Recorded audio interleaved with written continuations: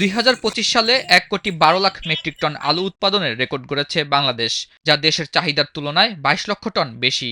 কিন্তু এই উৎপাদনের তথ্য নিয়ে সংশয় প্রকাশ করেছে হিমাগার মালিকদের সংগঠন বাংলাদেশ কোল্ড স্টোরেজ অ্যাসোসিয়েশন। মৌসুম অনুযায়ী চাহিদার বিপরীতে কখনো কম বা বেশি উৎপাদন হচ্ছে বলে মনে করেন তারা, যে কারণে এ ধরনের উৎপাদনই ক্ষতি করছে আলু চাষি ও ব্যবসায়ীদের। তাই মৌসুম অনুযায়ী সঠিক উৎপাদন তথ্য ও আলুর ব্যবহার বহুমুখী করতে জোর দিয়েছেন ব্যবসায়ীরা। এজন্য কৃষক ও উদ্যোক্তাদের সচেতন করতে প্রথমবারের মতো আয়োজন করা হয়েছে আলু উৎসবের।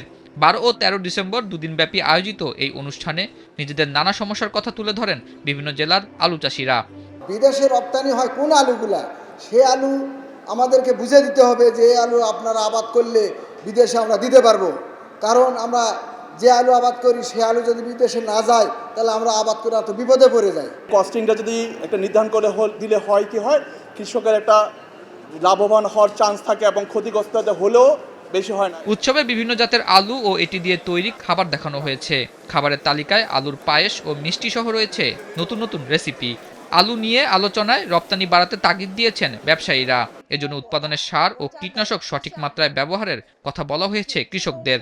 2024-25 অর্থ বছরে 62,135 টন আলু রপ্তানি হয়েছে, যা 3 বছরের মধ্যে সর্বোচ্চ। সমন্বয়ে যদি একটা সভা হতো। বছরের প্রতি কেজি আলু উৎপাদনে চাষিদের গড় খরচ 20 টাকা হলেও বিক্রি হয় 14 টাকায়। তাই এই পণ্য চাষে অনেকেই আগ্রহ হারিয়ে ফেলেছেন বলে আলোচনায় উঠে আসে।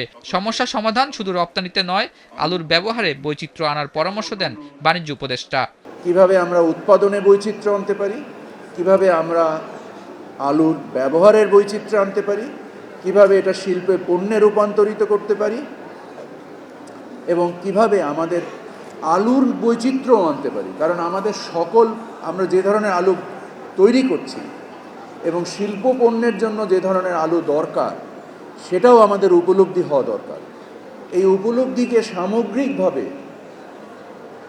নীতিতে পরিণত করে আমরা আমাদের সক্ষমতা বৃদ্ধি করি। দেশে বর্তমানে সব মিলিয়ে প্রায় 200 প্রজাতির আলু রয়েছে। এর মধ্যে বাড়ি উদ্ভাবিত জাত 106টি, বাকিগুলো বিভিন্ন বেসরকারি প্রতিষ্ঠান উদ্ভাবন করেছে। আতাউর নিয়ন, স্টার নিউজ, ঢাকা।